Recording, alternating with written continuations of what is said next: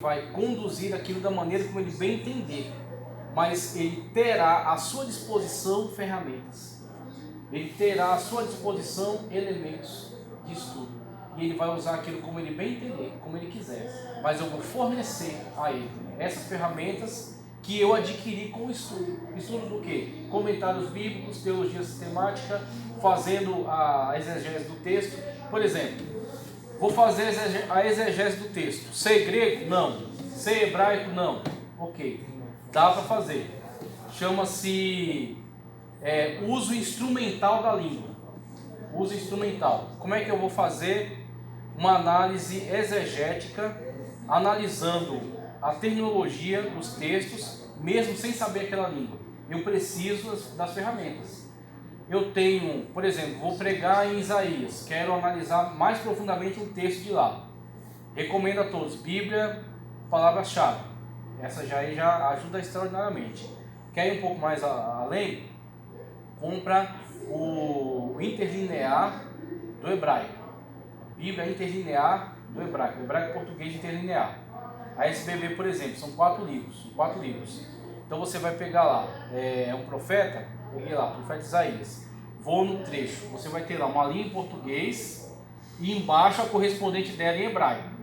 E aí você vai no português, você identifica qual é o trecho em hebraico que corresponde àquela. Pronto, aí se você pelo menos fez uma alfabetização do hebraico, já vai te ajudar muito. Se você não fez, mesmo assim, você tem aquela forma daquelas palavras. Daí você, com um dicionário hebraico-português, você consegue encontrar o radical daquela palavra. Você vai pela forma dela, a forma está aqui, ele vai te dar toda a descrição etimológica daquela palavra, todo o campo semântico dela. Ela pode ser isso, pode ser isso, pode ser isso, pode ser isso, e especificamente a esse trecho é essa aqui. Pronto. Então o desenvolvimento mais detalhado daquela palavra está naquele léxico. Do interlinear eu encontrei a palavra, na palavra foi para o léxico, no léxico eu tenho a descrição etimológica. Essa palavra tem origem tal, significa isso, pode significar aquilo, pode ser isso, pode ser aquilo, e por aí vai. Vai te dar toda uma descrição. Com aquela descrição, você entende agora por que o autor emprega esse termo. Por que o autor faz uso desse termo e não daquele termo. Qual a intenção que ele tinha com o emprego desse termo. Porque eu cavei até o significado daquela palavra dentro da sua língua, dentro da sua aplicação original, tá certo? Então aí eu fiz uma exegese. E aí com isso, o que eu fiz? Eu me preparei para estar seguro para a afirmação. Eu vou pregar não em cima de achismo, eu vou pregar em cima de estudo. Eu estudei, eu pesquisei, eu fui a fundo. E agora eu vou pregar, eu vou fazer a afirmação disso aí. Eu vou entregar ao Espírito Santo para ele direcionar. E quando o Espírito Santo de Deus buscar, você tem todos os elementos, todas essas ferramentas para disponibilizar. Tá certo? Então isso é um estudo levado a sério. Isso é um estudo levado de fato a uma análise profunda, uma análise específica. Então tudo isso está o quê? Dentro desse âmbito dessa teologia disciplinar, que subdividiu a teologia e tratou de dar uma especificação maior a cada um dos estudos. Bíblico-exegética, sistemática, teologia histórica. E a teologia histórica vai fazer o quê? Ela vai pegar as narrativas históricas da Sagrada Escritura e vai, por exemplo, estabelecer para você comparações, para que você entenda o contexto em que aquilo aconteceu e você possa compreender melhor acerca dos personagens, porque eles se comportaram daquela maneira, porque eles agiam daquela maneira, porque que eles tinham tais necessidades, porque que eles tinham tais comportamentos, por causa do contexto em que eles estavam inseridos. A teologia histórica vai te fornecer isso. Recomendo comentário histórico-cultural do Antigo e do Novo Testamento de Toda a Vida. Ele te faz essa pesquisa inteira, você abre lá e estuda. Ele vai te dar o texto bíblico inserido no seu contexto histórico e quais eram os elementos históricos que estavam presentes naquele momento, naquela escrita, daquele autor, tá certo? Então ele vai te dar toda essa contextualização. Com isso, o texto não é só o texto mais, você olha o texto, está ali, pronto. Não é só um texto mais descolado da realidade, você vai construindo um quadro ao redor dele, através de informações que você vai acrescentando. Aí você olha para o texto e você entende, é por causa disso, tá certo? Porque havia a situação, por exemplo, uma situação interessante nos evangelhos. Era necessário passar por Samaria. E aí você lê isso e fala, tá, e daí? O que importa? E aí você, se estiver municiado de contexto, você vai saber que os judeus têm uma questão com os samaritanos que vem desde a época do retorno do cativeiro. E que os samaritanos, que eram os descendentes dos antigos israelitas, as 10 tribos ao norte, passaram primeiro, antes dos judeus, pelo cativeiro assírio. A Assíria deportou os israelitas para terras diferentes, trouxe povos de outros lugares e implantou ali, e promoveu uma miscigenação com os israelitas que permaneceram ali e esses povos. Houve dois processos, miscigenação e sincretização. Miscigenação étnica e sincretização religiosa. Então eles, do jeito que adoravam a Yahvé, eles adoravam a Adrameleque, a Marduk, a outros deuses de outras terras. Então virou assim, virou um catolicismo, né? O cara vai na missa, depois vai no espiritismo, depois vai na Umbanda, depois vai toda aquela loucura. Virou isso, né? Então assim, quando os judeus retornam, Neemias, Esdras, no intuito de lutar pela preservação da fé, tá certo? Da cultura étnica também, tiveram que se opor veementemente ao contato com os samaritanos. Inclusive Neemias, em um momento, ele tomou uma atitude muito dura de obrigar os israelitas a dispensarem as suas esposas estrangeiras junto com seus filhos, porque aquilo seria uma ameaça étnica e religiosa para eles. Eles estavam voltando ao processo de mistura, de miscigenação, e isso iria trazer destruição da sua fé. Então, você pode dizer que foi cruel quanto você quiser, mas foi necessário. Então assim, ele tomou essa atitude. Isso vai avançar historicamente até chegar a época de Cristo.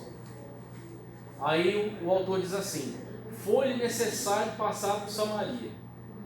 Para você pode não ser grande coisa, mas para um judeu que está na parte norte, na região da Galileia, precisa chegar em Jerusalém, sabendo que todos os judeus atravessavam o Jordão para leste, passava pela Transjordânia, voltava para chegar em Jerusalém sem passar pelo território samaritano, por causa da treta que havia entre eles, tá certo? E Jesus passa lá por dentro, passa por dentro, ainda para no chamado Poço de Jacó, manda os discípulos ir comprar comida, porque os discípulos não estavam prontos para isso. Chega a mulher numa hora inadequada, aí você estuda sobre cultura, no contexto, e sabe que aquela hora não era adequada para elas irem buscar água. É um lugar onde uma zona desértica, sol causticante, você pode ter uma insolação, cair numa situação dessa, mas ela tinha que ir fora do horário comum das outras mulheres, devido à situação social dela. E Jesus está ali naquele momento. Jesus quebra barreiras tanto étnicas quanto culturais, de costumes. E ele interage com aquela mulher. Dá-lhe de beber, tá certo? E aí tudo aquele diálogo que você já conhece. Mas o que Jesus está fazendo ali, para quem não tem contexto, é só um homem conversando com uma mulher. Para quem tem contexto, é uma demolição de uma muralha étnica, cultural, religiosa e por aí vai. É Jesus implodindo uma muralha. Aquele diálogo de Jesus com a mulher samaritana, tá certo? Por quê? Contexto. Se você tem contexto, você sabe qual foi o tamanho da obra que Jesus fez só num ato de passar por Samaria e conversar com uma mulher samaritana, tá certo? Então, teologia bíblica, teologia sistemática, histórica, né? Dá todo esse contextualização histórica. Teologia prática, que ele vai desenvolver um pouco mais daqui a pouco, já vou aplicar a prova, hein? Teologia prática. A teologia prática vai ser o seguinte: você tem toda essa informação, mas toda essa informação precisa gerar ação. E como ela vai gerar ação? Aí você tem estratégias para isso. Por isso que a teologia prática vai ter a homilética, vai ter a educação cristã e vai ter aconselhamento pastoral. São os meios pelos quais isso que você acumulou de conhecimento precisa escoar. Você precisa compartilhar isso. Você vai compartilhar isso numa pregação? num estudo bíblico, num aconselhamento pessoal, direto, ou de grupo, ou educação cristã, um processo educacional, vai abrir uma escola, que inclusive eu clamo a Deus para que a igreja se volte mais para isso, abrir escolas, pegar a galera que está perdida aí, jovens, abandonados e tudo mais, traz para cá, para de depender do governo, para de esperar pelo governo, faça o que a igreja fez antigamente, que deu certo, que fez o cristianismo ser grande, faça de novo, é isso.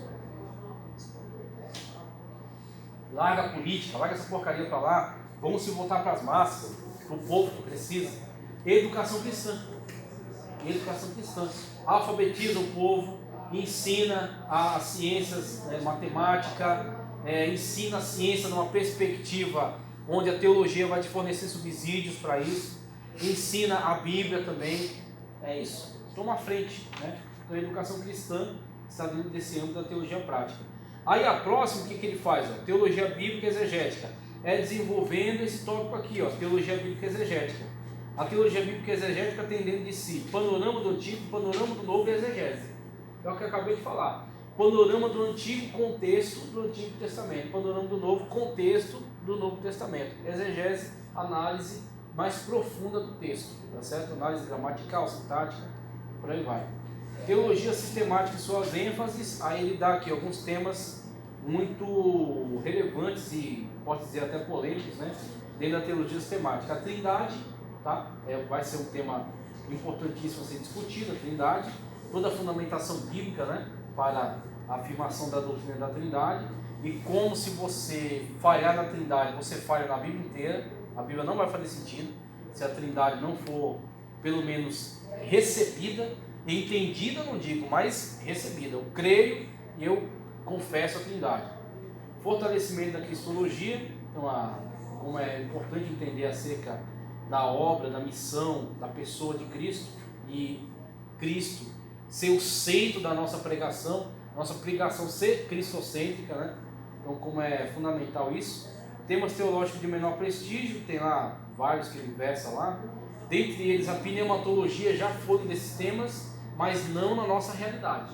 No nosso contexto, a gente muda esse paradigma, né? A pneumatologia é central no meio pentecostal. A gente, de fato, dá ênfase à pneumatologia, que em outros meios é um meio mais, um tema mais periférico, né? Teologia sistemática no mundo pós-moderno. Essa questão do pós-moderno, que eles colocam aqui, que assusta muita gente, é a questão principal do mundo pós-moderno, é a questão do relativismo. Então, o relativismo é a grande marca do mundo pós-moderno. Tá? Então, o que foi o mundo moderno? Para a gente poder entender o que é o mundo pós-moderno.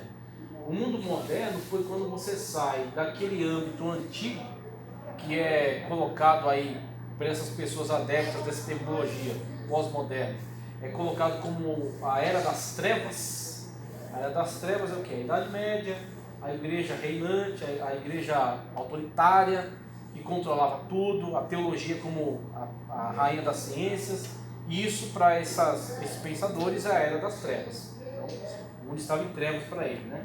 Sendo que, na verdade, tudo que foi construído posteriormente vem disso que eles chamam de mundo das trevas. Então, é uma grande injustiça, né? Aí surge o mundo moderno. O que foi o mundo moderno? Foi essas ciências se emancipando desse antigo controle e se afirmando. Então surge aí várias ciências que estão em busca da verdade. Surge a psicologia, que antes pertencia à filosofia, se emancipa e passa a trabalhar de forma independente. Surge a física como uma ciência específica, a biologia, tá certo? Todos esses campos do saber que vão ter agora grandes representantes que estão em busca da verdade. Então eles estão em busca de uma afirmação correta, uma afirmação irrefutável, uma informação certa. Esse era o âmbito da busca do tempo ainda do iluminismo, buscando pela verdade, nessa época moderna. Quando você tem, principalmente depois da Primeira e Segunda Guerra Mundial, que aí o mundo sofre um grande colapso, um grande choque, e começa a alavancar uma filosofia chamada existencialismo. O existencialismo através de Schopenhauer, através daquele filósofo protestante que é da Suécia, minha memória, depois eu lembro, mas Schopenhauer, Sartre, Derrida, essa galera da melhor qualidade aí, né? Então eles começam a pregoar o chamado existencialismo. O que é o existencialismo? Nietzsche já havia dito que Deus morreu, tá? Nietzsche já havia declarado a morte de Deus, Friedrich Nietzsche. E agora, com a galera do existencialismo, eles dizem: olha, não existe propósito na vida, não há propósito, nós somos frutos de uma aleatoriedade. Por quê? Estão bebendo do evolucionismo darwinista. O evolucionismo darwinista ganha cada vez mais força. O nazismo ajuda muito também, eles a ganhar essa força, através de Francis Galton, através da chamada seleção natural e a seleção natural, a guerra entre as espécies, né? A luta entre as espécies. Então você tem cada vez mais o fortalecimento desse conceito de que não existe Deus, não existe propósito e nós somos frutos de uma aleatoriedade. Nós somos só um acidente da natureza. Então, com esse tipo de perspectiva bastante sinistra, bastante negativa, você tem o nascimento do chamado da época pós-moderna. O pós-modernismo é a época do relativismo. O relativismo em todas as áreas, moral, né, na ética da moral, nas áreas do saber, da filosofia, de muitas ciências. Você não tem mais um grande interesse pela verdade. Derrida, por exemplo, ele favorece a chamada desconstrutivismo. O que é o desconstrutivismo? O que é um texto? O texto é uma construção de ideias de uma determinada pessoa. Como que você sabe qual é a intenção da pessoa? Eu posso dizer para você que você faz uma exegese do texto e recorre ao original para entender por que a pessoa empregou tais palavras. Ele vai dizer para você assim: o máximo que você vai saber é entender ele gramaticalmente, mas você não vai entender a intenção, porque é impossível você entender a intenção dele. Uma vez que você não entende qual é a intenção do autor do texto, não importa saber, importa a intenção que você tem com o texto. Assim você desconstrói o texto. Não interessa o que Paulo disse, interessa o que eu achei que ele disse. O que interessa é o que eu quero que ele diga. Por isso que hoje uma pessoa, um homem casa com outro homem, abre uma igreja e diz: eu estou pregando o evangelho. Por quê? Porque não interessa o que a Bíblia diz, interessa o que ele quer que ela diga. E você diz assim para ele: mas a Bíblia diz que os afeminados não herdarão. Ele diz assim: isso era uma perspectiva retrógrada que Paulo tinha, porque ele estava no contexto dele. Deus é amor. Se Deus é amor, Deus ama todo mundo. Inclusive Deus ama os gays, as lésbicas, que ama, só que não aceita o pecado deles por causa do seu amor. Exatamente. O seu amor não impede a sua justiça. Então Deus ama, sim, ama, mas isso não é justificativo, porque não é porque Deus ama, e de fato ama mesmo, que isso impedirá que ele exerça a sua justiça. Tá certo? O salário do pecado é a morte, como diz Paulo. Só que a pessoa, o que ela faz? Ela se dá a liberdade de interpretar a Bíblia como ela bem entender, como ela bem quiser. E tudo isso está dentro do escopo do pós-modernismo, tá certo? Do relativismo moral, do desconstrucionismo, que cada vez mais ganhou força com esses autores. Então, diante dessa situação, é que esse tema pós-moderno ele ganha destaque. Por que o pós-modernismo ele é uma preocupação? Porque tudo isso volta-se contra a igreja, ataca a igreja, ofende a igreja, tenta cercear a voz da igreja. Nos chama de fundamentalistas, por exemplo, porque nós cremos na verdade bíblica, porque nós afirmamos a Bíblia literalmente. Então nós somos, na cabeça deles, os fundamentalistas, que de fato somos mesmo. A Bíblia é o nosso fundamento. Então, uma vez que nós temos essa problemática, a teologia sistemática se importará com isso e vai agora elaborar seus estudos para nos dar subsídios. Você precisa ter subsídios argumentativos para que você possa interagir com essas pessoas. Por isso, inclusive, que surgem as matérias afins, que a gente vai partir para elas agora. As matérias afins, por exemplo, pegam a filosofia, toda a argumentação lógica da filosofia e trazem para o escopo da argumentação cristã. Aí você tem uma filosofia cristã. Você tem uma filosofia cristã, uma psicologia cristã. Por quê? tomando de empréstimo recursos de outras ciências que podem ser úteis para nós. E aí você consegue, através disso, responder de uma forma lógica, mas também bíblica. Tá? Você não vai abrir mão da sua afirmação bíblica, mas você vai contra-argumentar para que você possa ter defesa diante dessas situações, diante dessas acusações. Tá? Você pode falar. Onde começou mais ou menos esse conflito de ideias? Eles vão chegar naquele período da Revolução Francesa? A Revolução Francesa ela vai ser assim um grande estopim, né? Porque até hoje a gente tem alguns, como que aconteceu nas Olimpíadas, é tipo uma imagem da Revolução Francesa. Exatamente. É literalmente um espelho daquilo que abrigava buscando mostrar que assim, eles não perderam nada daquele ímpeto. Né? A grande frase era: a gente não vai descansar enquanto não enforcar o último monarca nas vísceras do último padre. Então era aquele ímpeto contra a monarquia e contra a igreja. Então esses revolucionários, eles estavam completamente viciados nessa ideia.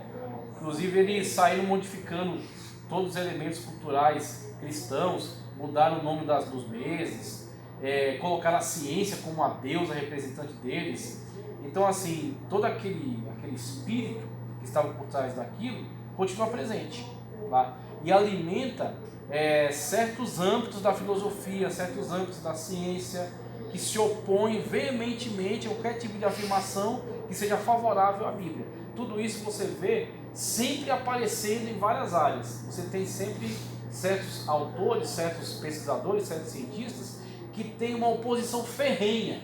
E tudo isso é também nessa fonte da Revolução Francesa e daí em diante, toda a sequência. Né? É meio romantizado, né? Nas escolas eles meio que romantizam muito, um período de evolução, entre a Revolução Francesa e tal.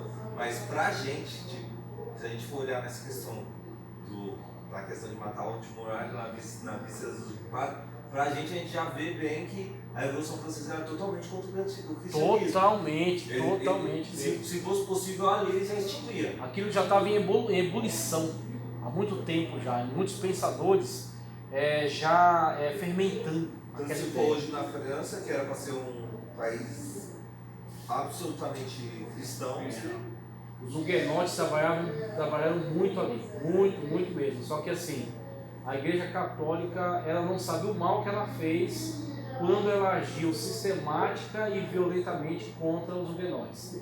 Se eles soubessem o que eles iam passar depois, eu acho que eles não teriam, porque assim, na Alemanha eles dividiram, cada um ficou com um pedaço. Não tinha pedaço católico, pedaço protestantes. E meio que não teve o mesmo movimento que teve na França. Na Inglaterra também. Na Inglaterra ficou meio controlado.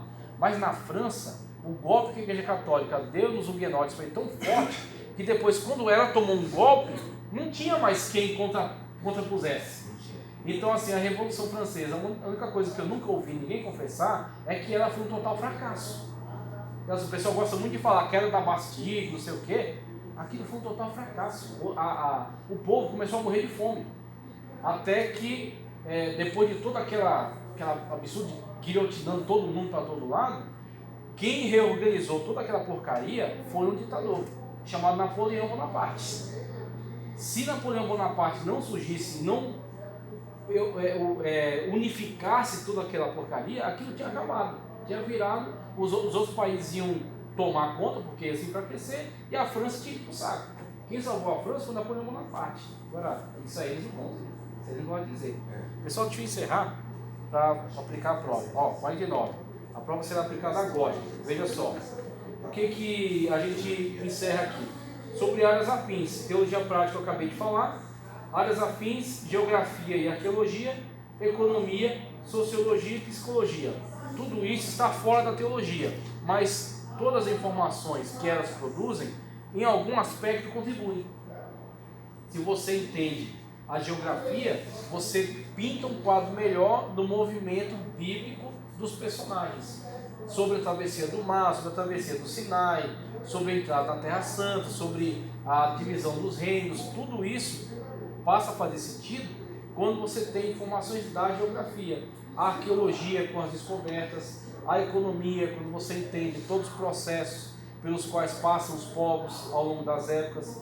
A sociologia, com a dinâmica da relação em sociedade.